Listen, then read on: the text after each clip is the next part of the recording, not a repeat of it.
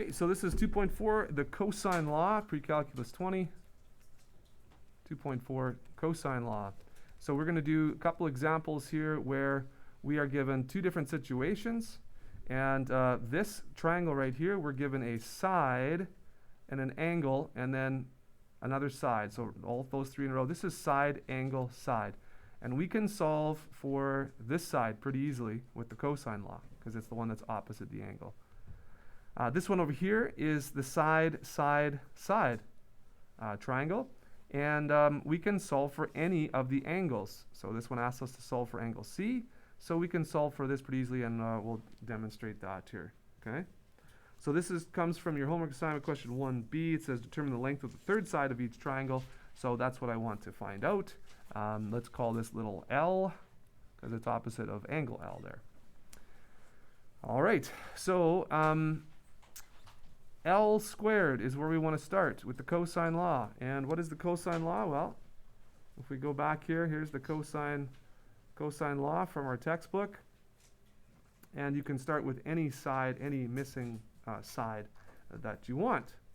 If in this case, we're going to start with L here, and that's the one we have to start with because it's opposite the angle. So L squared equals.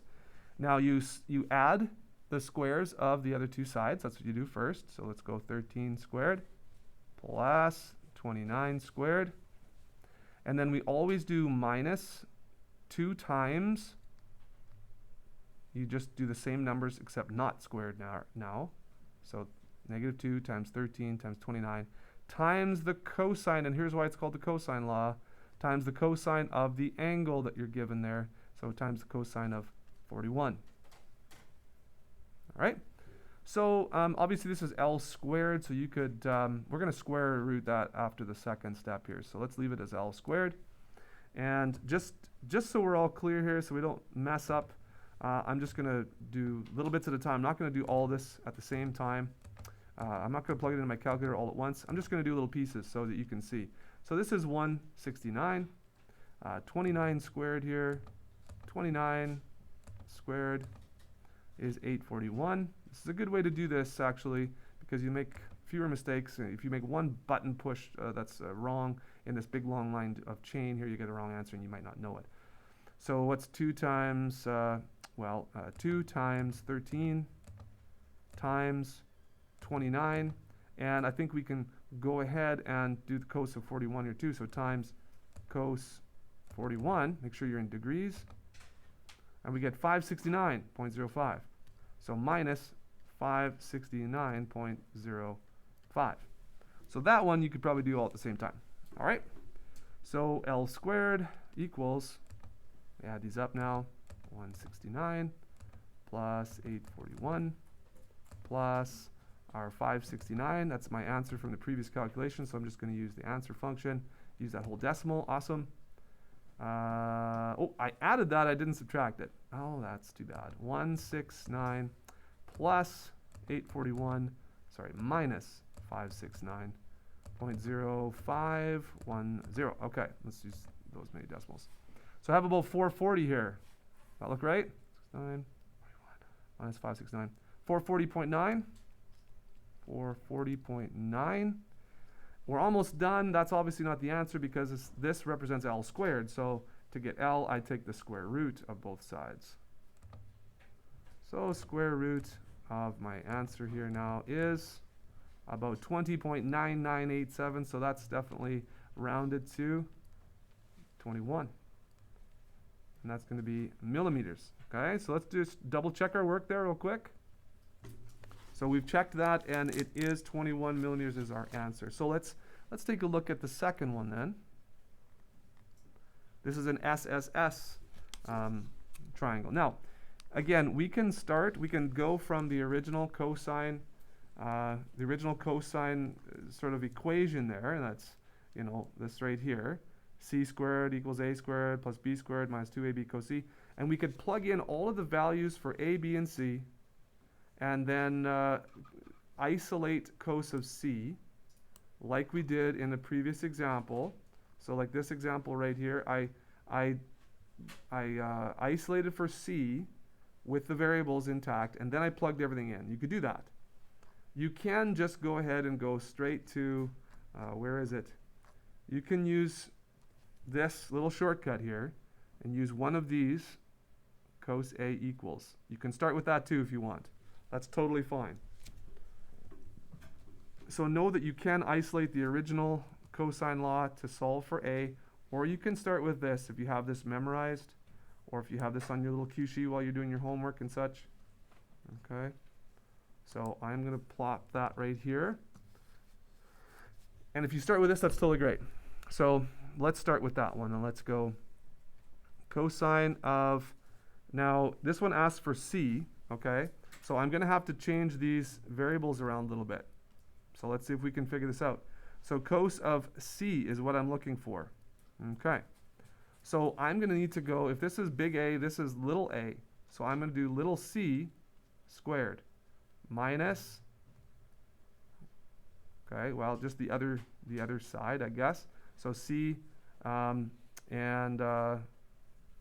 little c minus, doesn't matter which one really, so b squared minus a squared, because I have to move my letters around a little bit here.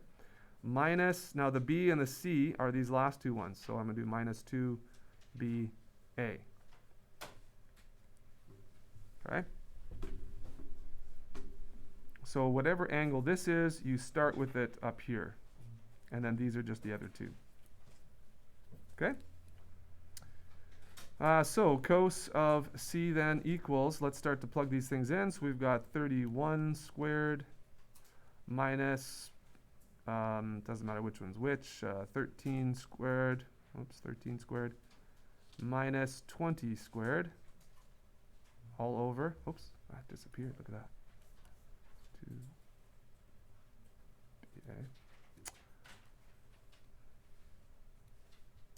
minus 2 times, and again we'll just do our 2 times 13 times 20. So those last two. So that's the original cosine law, kind of rearranged, plug everything in. And like I say, you might like to start with the original cosine law, plug everything in first, then isolate for cos of c. That might be a good way to do that as well, okay? Just an extra couple steps. But now, so let's evaluate this. So let's do the top first. So on your calculator, 31 squared minus, what's that, 13 squared minus 20 squared. That's 392. So cos of c equals, on the top is 392. And on the bottom is going to be negative 2 times 13 times 20. That's going to be negative 520. Now, is it okay to have a negative for a c? Yeah, I guess so. It is. Let's see what the calculator tells us c is then if we do that. So second function cos, that's how I find c, right? Cos to the negative 1 of both sides. So cos to the negative 1 of this ratio here. 392 divided by negative 520.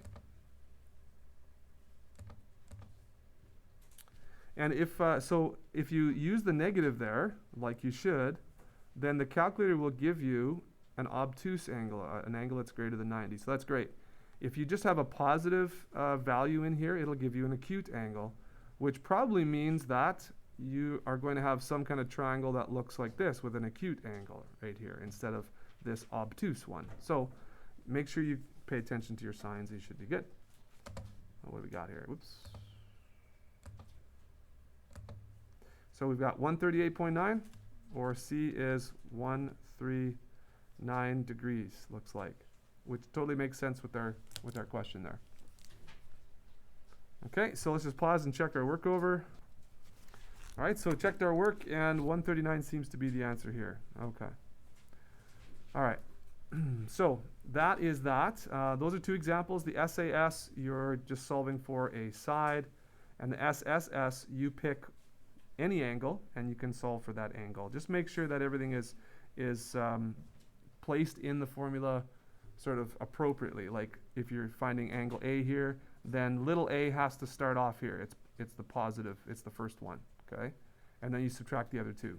And then you multiply by 2 times the other two, okay? So if you remember this and this, doesn't matter which variable you start with, could be C or it could be Q or it could be T or whatever. So just remember that. Okay, do you guys have any questions for me about this? Okay, so that's how you do those 2 examples.